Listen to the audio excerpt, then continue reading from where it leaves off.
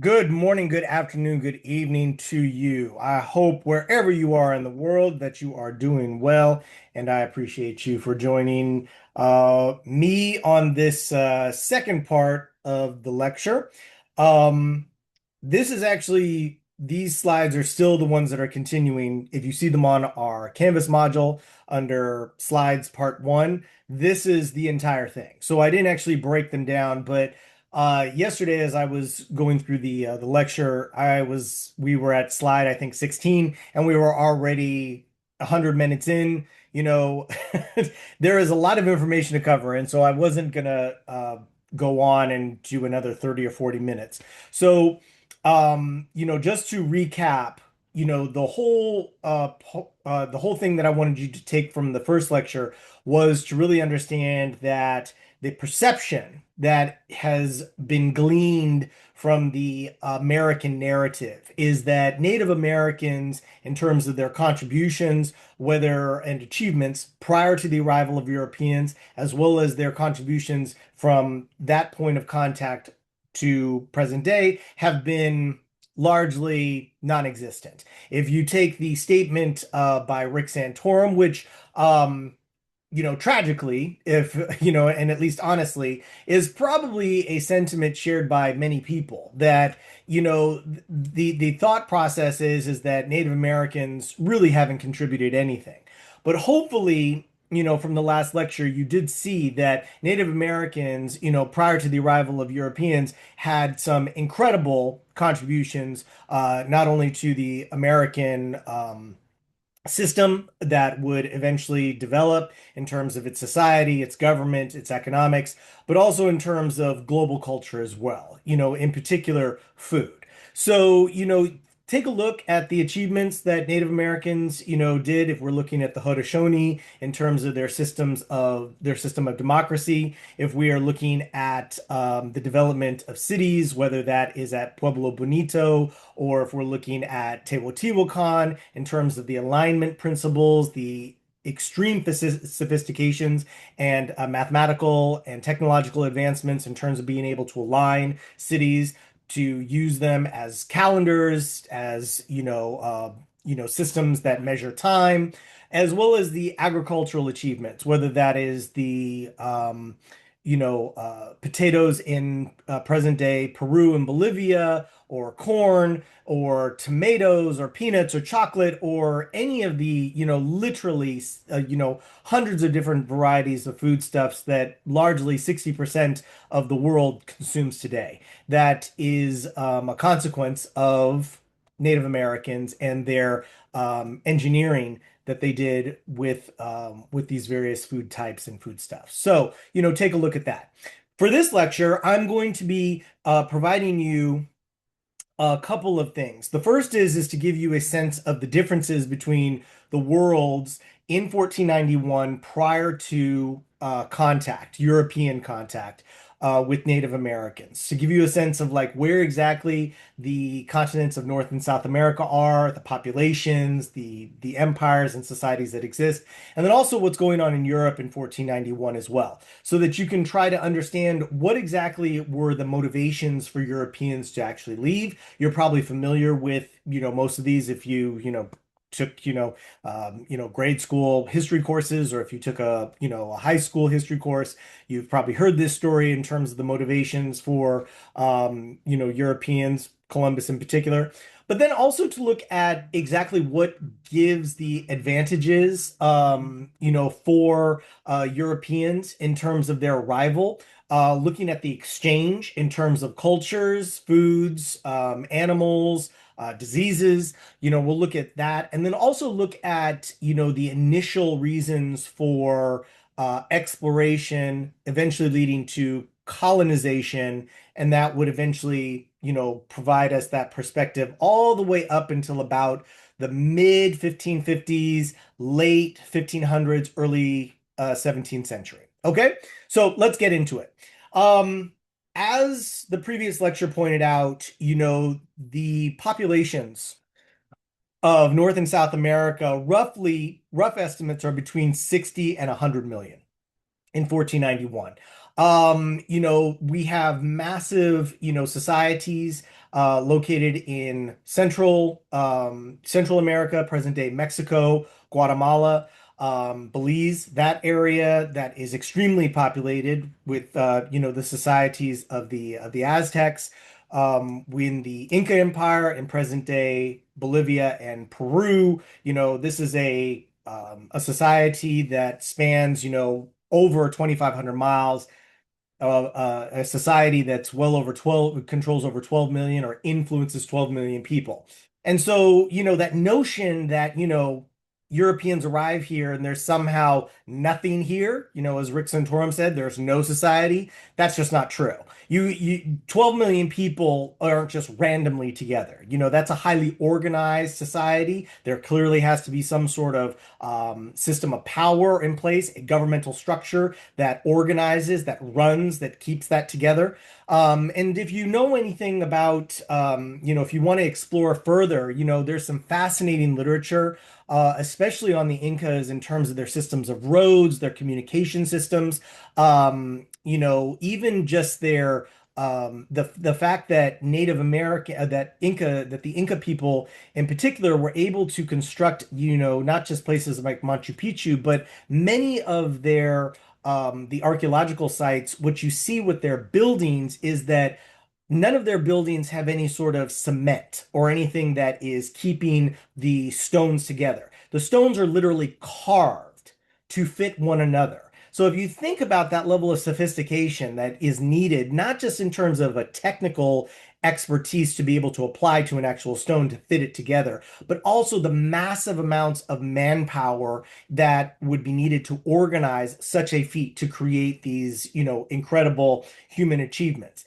But what's also interesting about that is that what we will see is that prior to the arrival of Europeans, Native Americans don't have many of the access to, animal power that the Europeans have. So there are no horses in North and South America, right? There are no major fauna that they can use. So there's no cows, there's no pigs, there's nothing like that. Like the largest, bird that is domesticated or at least is, used in Mexico is the turkey. There's actually several festivals that are still celebrated in Mexico on the turkey. And in Peru at this time in 1491, the largest animal that they have is the llama.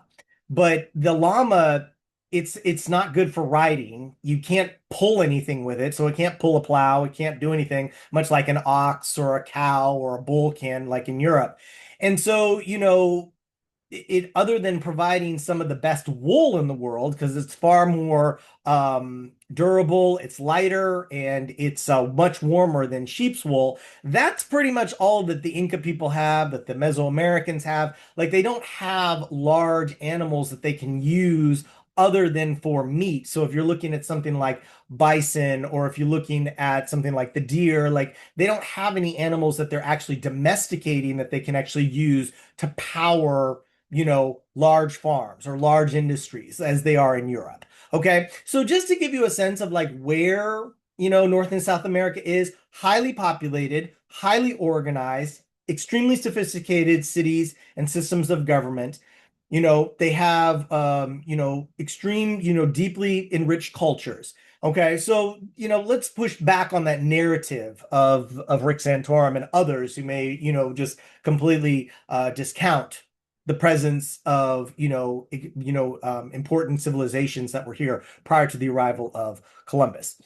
Now, if we think about what's going on in Europe at this time in 1491, and I'm not going to give you guys like the whole, European history, but in the 15th century, Europe was really at a point of crossroads. So, in terms of the population between Europe and North and South America, we're looking at about the same. It's about 100 million people, give or take. There have been the one thing that Europeans have been able to learn how to do is they've learned how to maximize the yields on their farms with smaller spaces. They've learned how to plant one, leave another one fallow, then replant the next year so that they can regenerate, the healthiness of the land so that they can figure out how to maximize the yields. They've learned how to harness wind if through windmills. They've used animals to pull plows. And so they are really able to figure out how to improve on their diet. And so as a result of this, the population is able to grow exponentially. The other issue is that Europe has really, if you take a look at what they've done in the last like 400 years, so if you look at from basically the year 1000 all the way up to about 1491, about 500 years, the Europeans have basically decimated all of the forests that are around them. They've used the wood not only to keep themselves warm, but to build cities, to build cathedrals, to build, massive centers of, of living. And so, if you look at the resources that they're doing, they're maximizing their yields, they're cutting down all of their natural resources in terms of forests, and they're what used to be extremely, bountiful and plentiful rivers and oceans have largely been overfished. There are descriptions, in during this period where, people describe, the very putrid nature of the lakes, the rivers, right? Because of all the runoff that happens as a result of, farming, it goes into the rivers, it becomes brown, the fish don't get repopulated, the drinking water is polluted, right? These are all of these issues that are going on in Europe.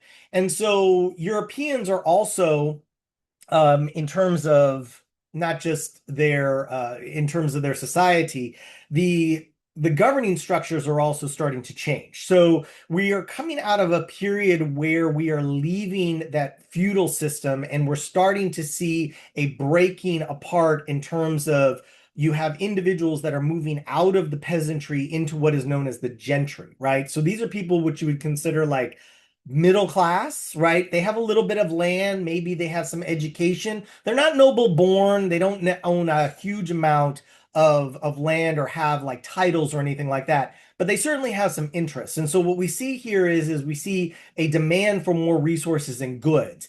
And in particular, the kings and queens, those who are, governing these large territories or who are in charge of various regions in Europe, are also looking to be able to expand on their resources, right? They are interested in trying to figure out how I can maximize my power through uh, acquiring more wealth. In this terms, we're looking at gold, spices, silks, right?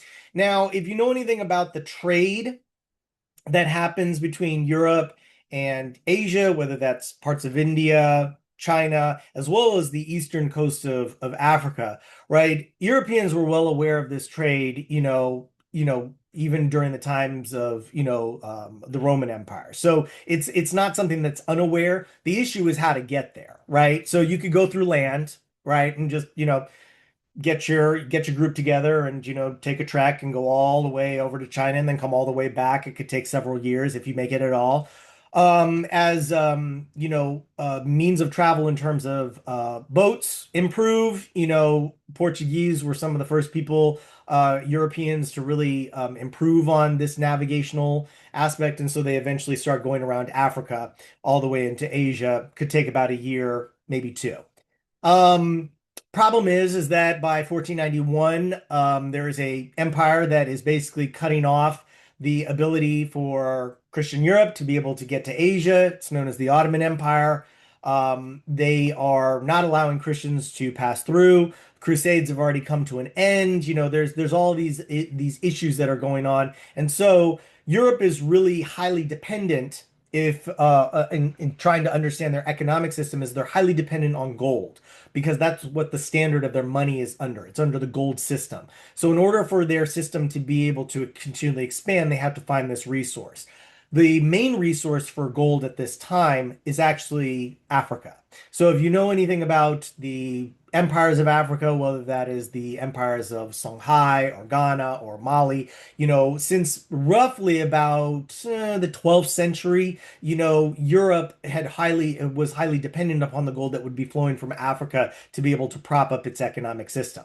Well, by about 1500, that is starting to dry up. And so they're looking for new ways to get more access to gold and to more resources. Can't get there by land. They're tired of really going around, the the continent of Africa. It's not exactly, guaranteed. So there's an interest in maybe sailing in another direction. Let's actually sail west, see what's out there, and if we can get our ways to Asia.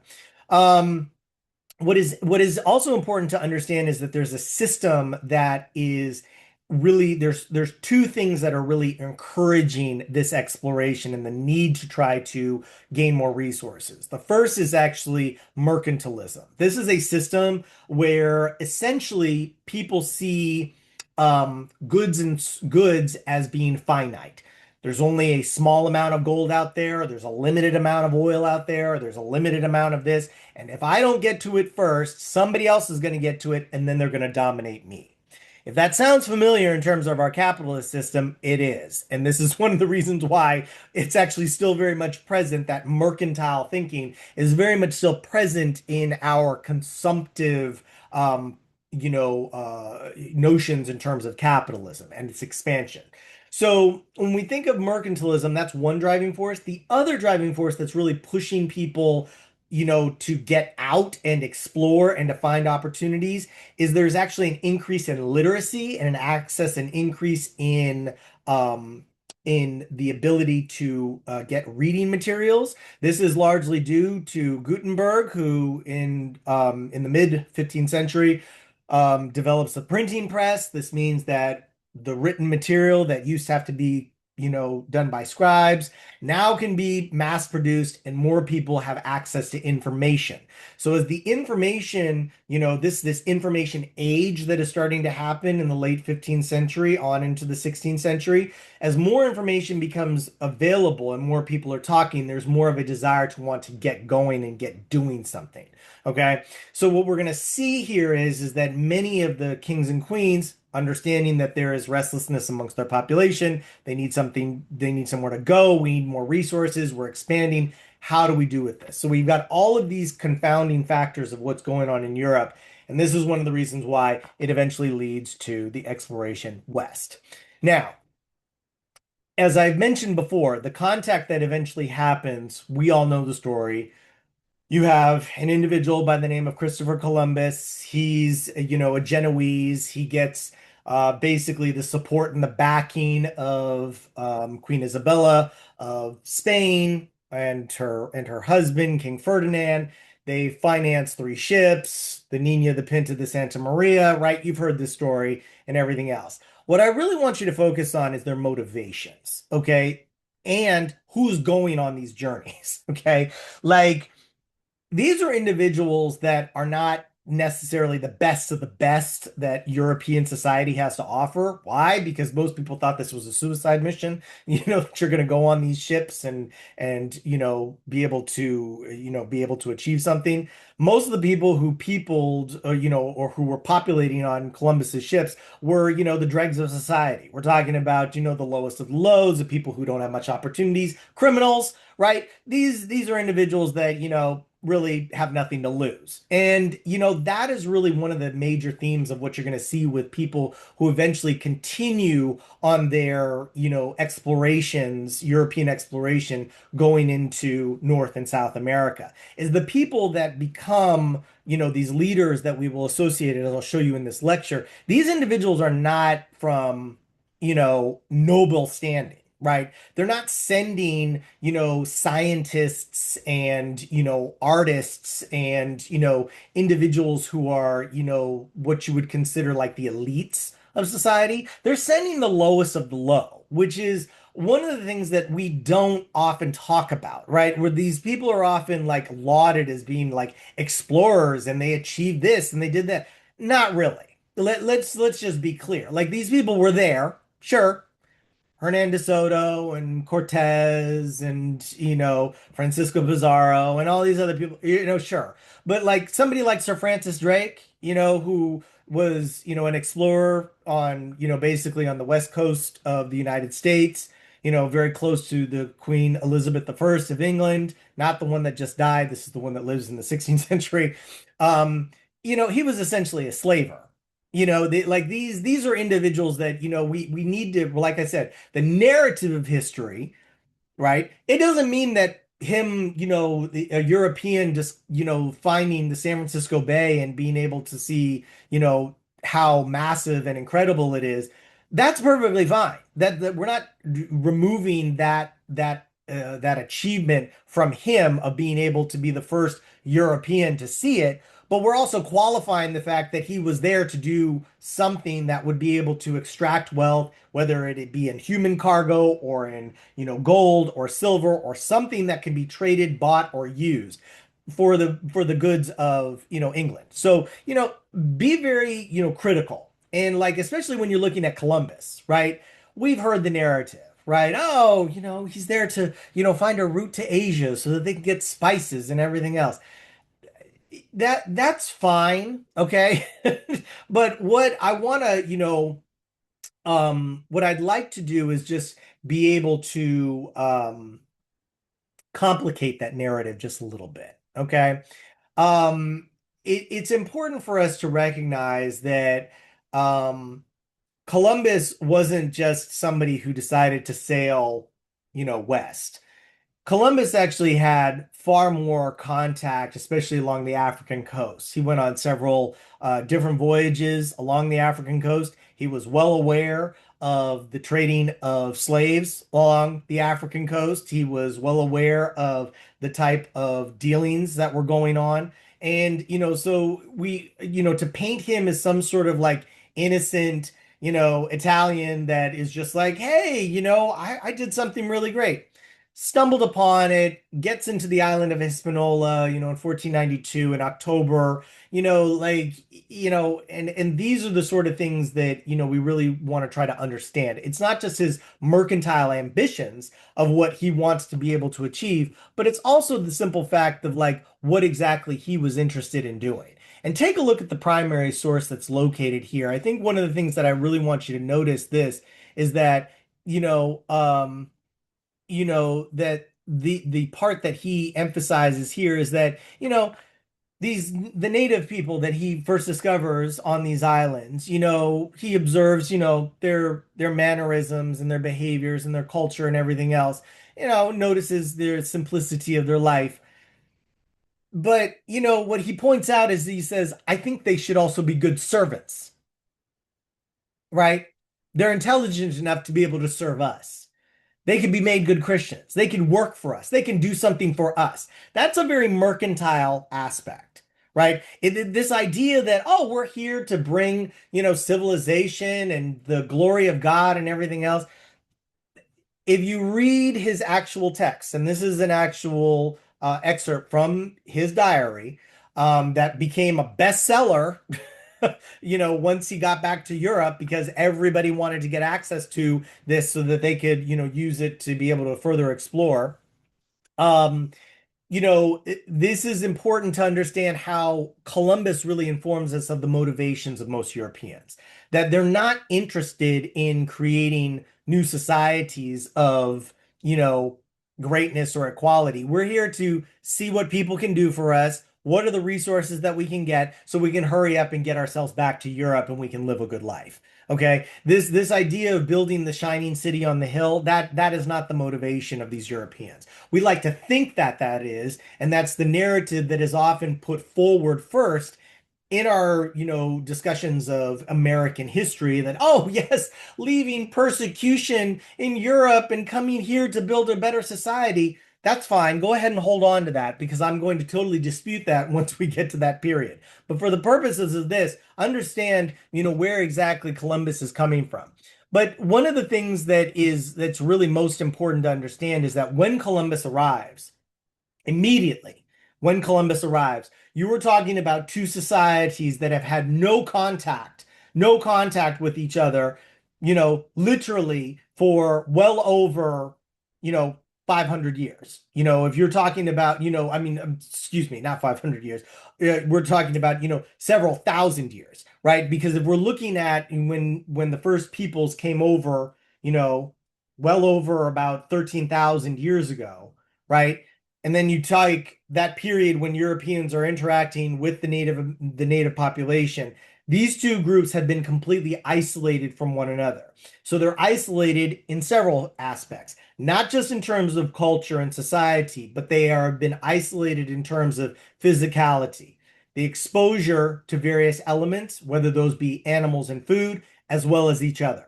So when we're looking at this in terms of this first contact, this is the initial aspect of what is known as the Columbian Exchange. The Columbian Exchange is, hadn't, the last time that these, humans had contact with each other was, before the Ice Age or during the Ice Age. And so because they had been physically and socially, isolated from one another, as soon as they come into contact with each other, change eventually starts to happen.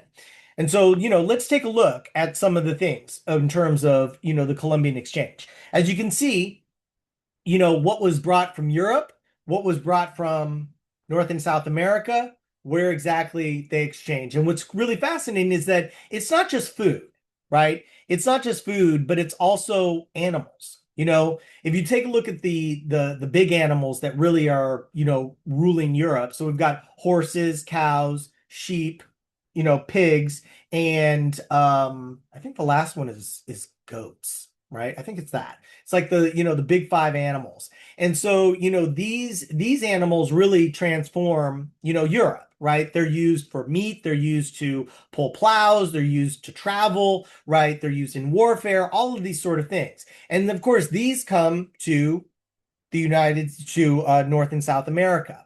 But they also bring rats. They also bring, other types of, living creatures that hadn't been in these areas. One of the best examples in terms of how the Columbian Exchange, radically changed or, affected Native American populations is, with animals, is you look at the pig. So if you know anything about pigs, pigs pretty much, manage themselves. They don't need much. They pretty much just eat whatever's around them, right? And especially when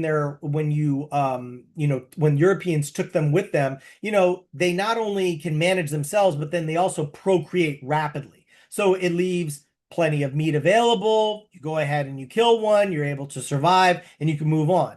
Problem here is this. Native Americans hadn't had to deal with any sort of animal that was so destructive, and pigs in particular. Pigs rip up everything. They rip up everything. And especially they ripped up their crops. So Native Americans would be planting their corn, and then here come these pigs, and they just basically bulldoze it around, trample it all over, tear it all up, right? Never had to fence anything. They never had to put up fences or walls to be able to protect their crops because they never had any animals that were damaging them like that. Well, that suddenly changes. If we also look at some of the other things that, come in particular, is we also want to talk about disease. One thing that humans always do whenever they interact with each other, whether they have differences in skin tone or differences of religion or differences of language, is that people always physically interact, right? They touch each other, they sometimes go to bed with each other, and so of course there's going to be an exchange of fluids in some way, shape, or form. This is one of the reasons why syphilis makes its way into Europe, because this is a gift or something that is transmuted from the New World into the Old. And from Europe, what they bring are influenza, measles, and smallpox. Diseases that, Native Americans have no resistance against. They had not built up the resistance over years and years and years, of generations to be able to fight these off. And so these diseases are completely devastating to the Native American population. One of the reasons why smallpox and, smallpox is so dangerous is because smallpox has the ability to survive in clothing, particularly blankets. And so if you think about this, like if somebody has smallpox and they're freezing, they have the blanket on them, and then that blanket is passed on or it's shared, literally entire communities are completely decimated as a result of this.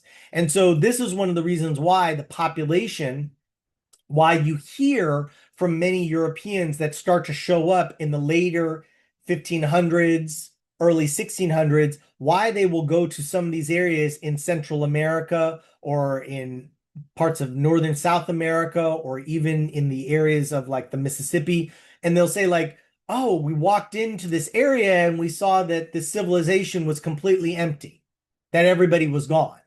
Well, the reason why everybody's gone is because everybody's dead. And the reason why they're dead is because disease moves a lot quicker than people. And so one of the aspects that we need to understand is that yes, there's this narrative out there that yes, it may be a pristine wilderness or it may be an empty society, but that's because Europeans brought diseases here starting in 1492, and it basically within about 50 years, half of the population in terms of North and South America is completely decimated. So, you have half the population being completely wiped out because of disease, and then the other half is going to be decimated because of war and conquest. And so, the Columbian Exchange, really creates new dynamics. I mean, Europeans, they also bring things that we take for granted, today. Think of apples, oranges, strawberries, right? You think of all of like the pears and grapes, for wine. None of that was here. But then likewise, Native Americans bring, peanuts, pineapples, chocolates, potatoes, tomatoes, chili peppers, pumpkins, right? All of these things are being brought that fundamentally change the diets of Europeans, change the cuisine of Europeans. And so, you really just think about that. I mean, and think about all of the different types of food, especially the ones that are, that we take the most common. When you think of like corn and potatoes, I mean, that is a universally consumed, two consumed items. Corn, not just in terms of the physicality of it, but its ingredients are almost in everything. Potatoes, the starch, all of these things are in various ingredients. And so, it's important to be able to see that sort of, connection.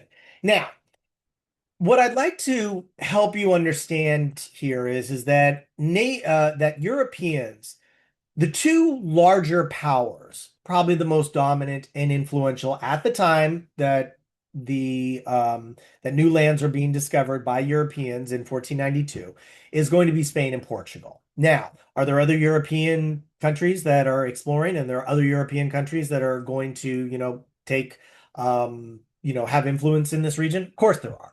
At this moment, there's going to be, some discussion on this. Now, prior to the arrival of Columbus in 1492, there was a treaty that had happened between Spain and Portugal, basically on how to divide the world. Now, North and South America haven't been discovered as of yet. However, Africa, Asia, Middle East, India, those areas have been discovered. And so essentially what the Pope decided to do, his name is Pope Sixtus the Fifth, he decided that, you know what, we're just going to split the world in half between these two powers.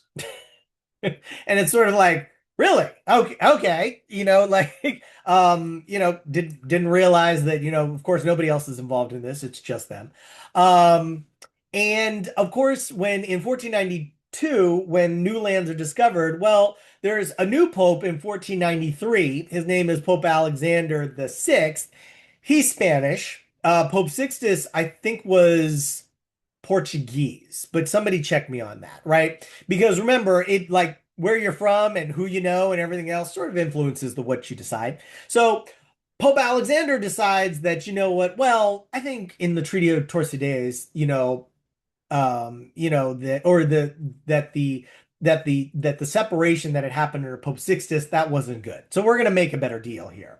So because there's more land out there, right? So he decides in the Treaty of Tordesillas, which comes in 1494, that the north-south line through South America, that Spain was able to get everything west of that.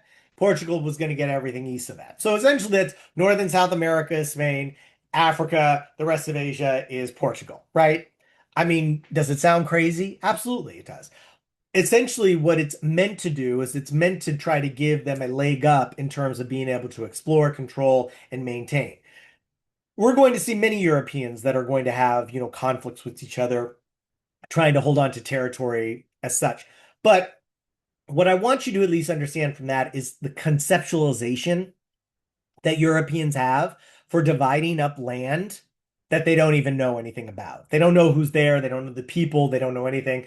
I mean, this is one of like, if we were to bring it to a more modern perspective, like just exactly what happened in 1884 with, the division of Africa by Europeans at the Berlin Conference. I mean, oh yeah, let's just carve it all up. Never mind who's there.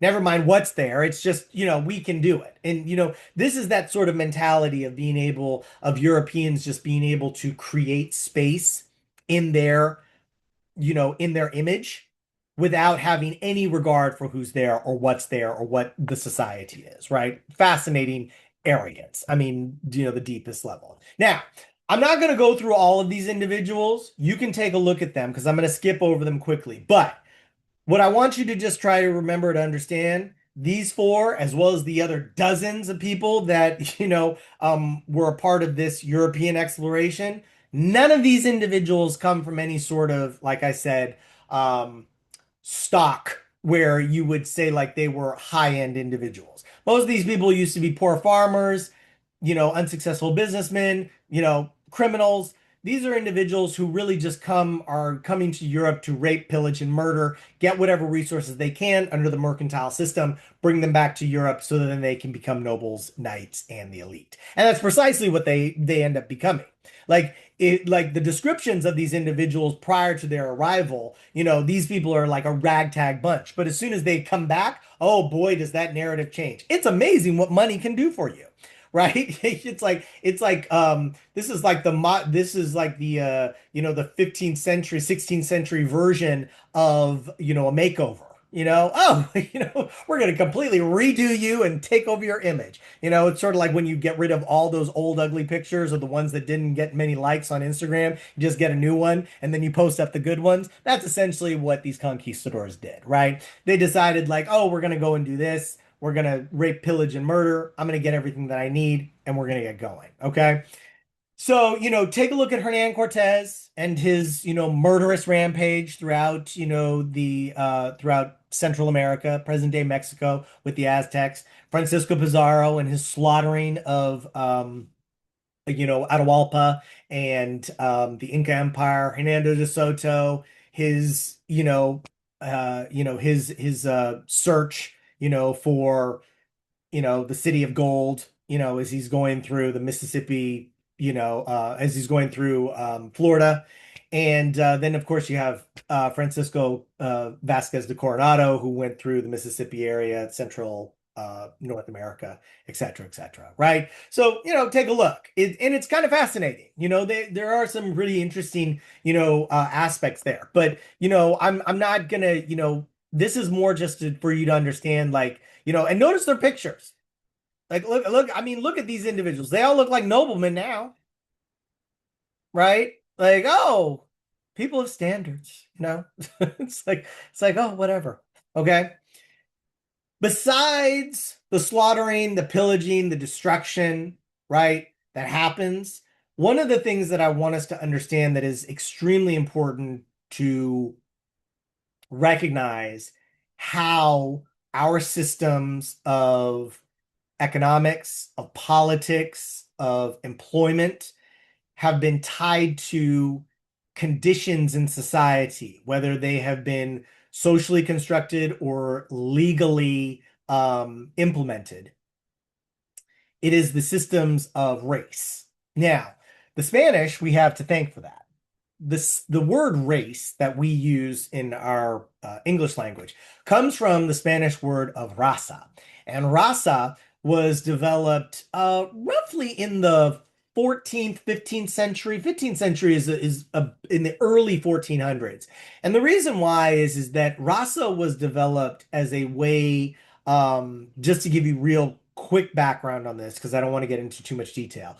But essentially, at the time in the 1400s, there was a desire, as the Europeans are pushing the Moors out of the Iberian Peninsula back into Northern Africa. There is a desire to take this what was a multicultural society essentially, because you had basically Muslims, Jews, and Christians all living in these various societies on the Iberian Peninsula, to go to a monoculture. And that is essentially to say, like, look, we want to be able to make sure that everybody is just under one system, one God, one people. Okay, cool, fine.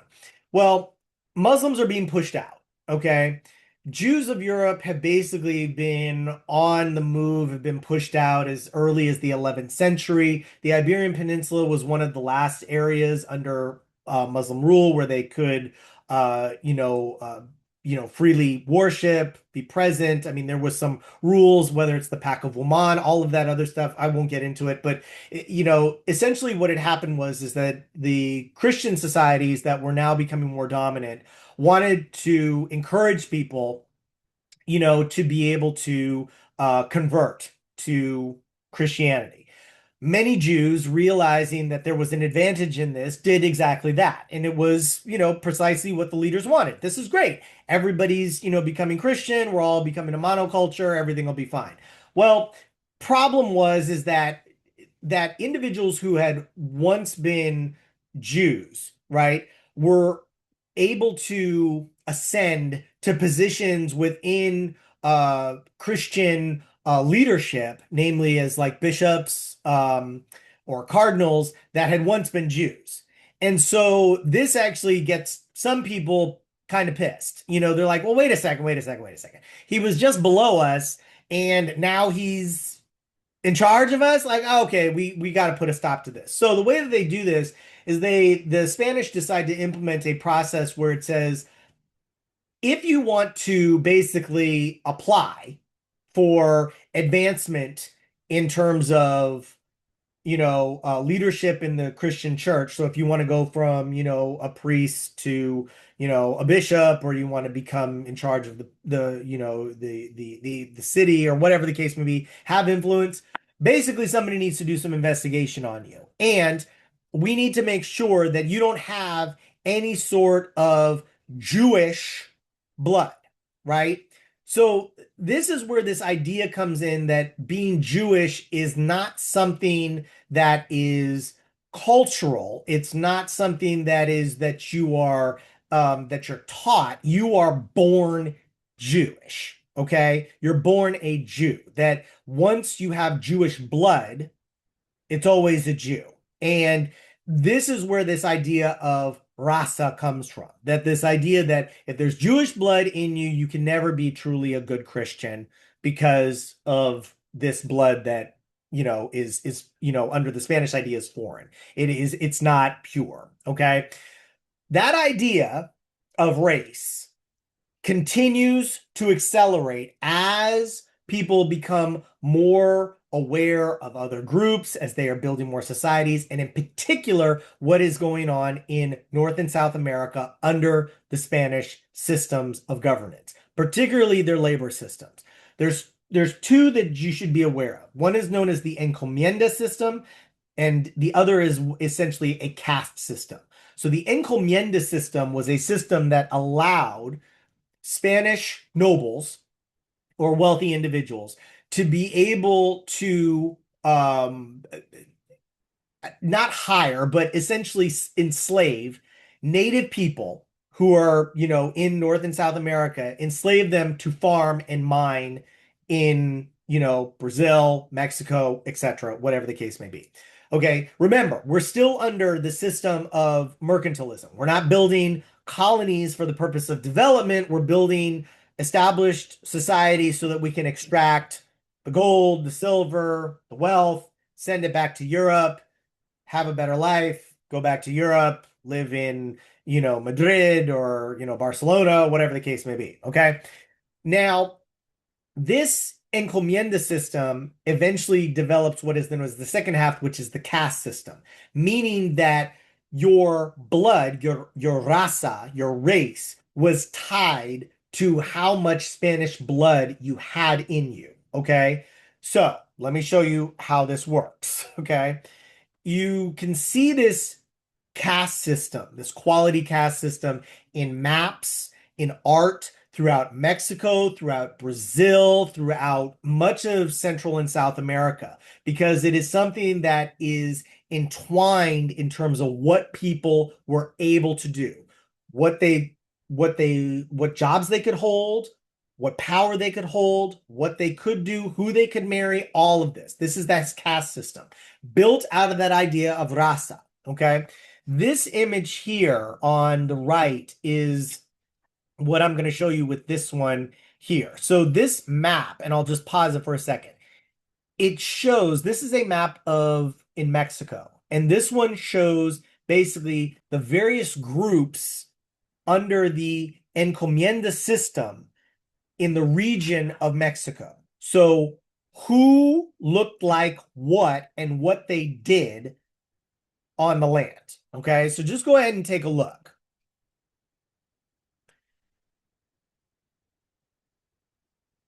And see, so the map itself, you'll see like it'll give the populations in various areas. The map is coded, but then you also can see like the various things that people are doing. Most people are laborers, okay, essentially.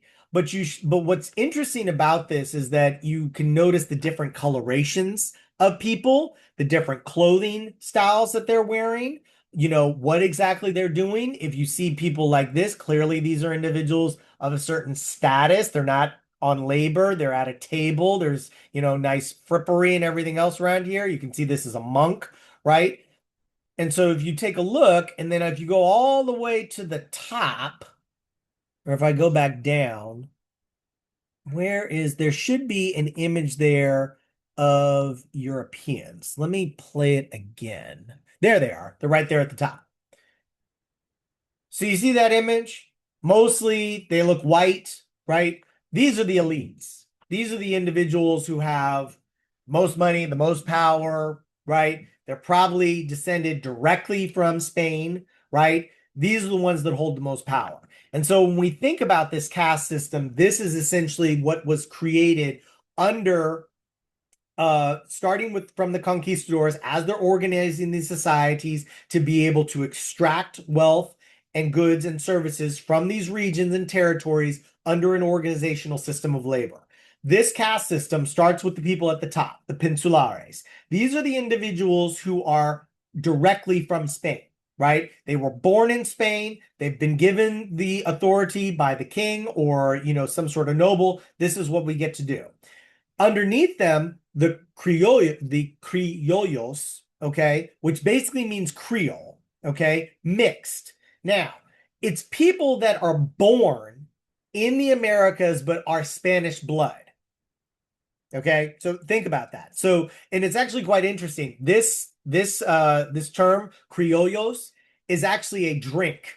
You can get it in coffee shops, okay, in Mexico City. It's actually really good. When I read it, I was like, what the heck is a Creole? A Creole. I was like, but it's a mixture. It's a mixture of Mexican hot chocolate, coffee, and then you can mix it with milk or something like that. So it's a mixture drink. But the criollos are Spanish blood, but they are born in the New World. Underneath them, you have two groups, mestizos and mulattoes. Mestizos are people who are mixed Spanish people who are born in the colonies mixed with Native Americans, or Spanish people born in the colonies mixed with African slaves, the mulattoes. Then underneath them, you have the Indios and the Negros. Indians, native populations, and imported black slaves. This is the order.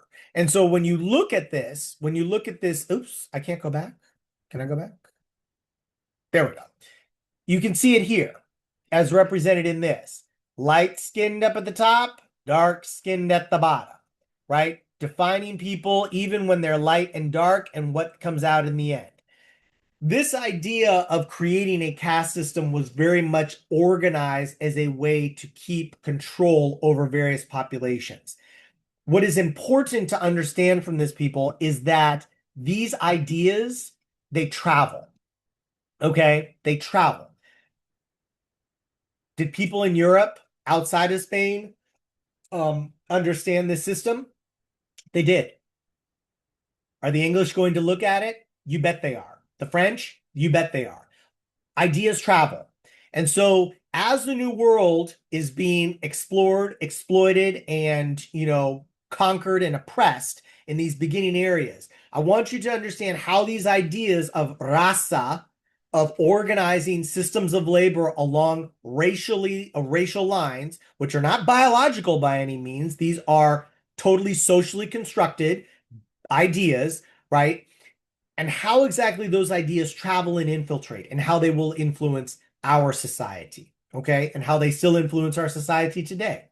Because there are still positions in our society, employment, that you would strongly associate with a certain race. And that's not by necessarily accident, but it is certainly a consequence of historical events that have contributed to that conditionality. Is it fixed? No, but we have to understand where exactly that legacy comes from. So, if you have any questions or anything like that, feel free to reach out to me, text me, call me, or send me an email. I look forward to hearing from you.